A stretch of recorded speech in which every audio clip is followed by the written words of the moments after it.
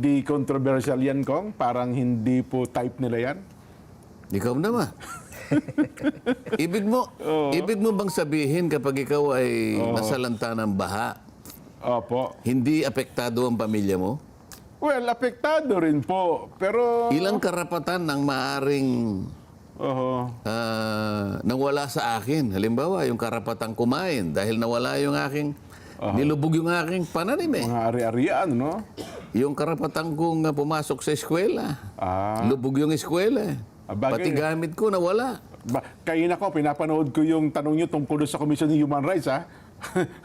Isang araw ata yun. Tungkol sa red tagging. Di ba? May karapatang pantao na nawawala. Bakit anya... Ninamin nila, di ba? O, yun na nga. Yun na nga Hindi, po ang ibig po. ko sabihin, kung ang baha ay talagang nakaka-apekto Oo. sa napakaraming tao at naapektuhan ng karamihang bahagi ng ating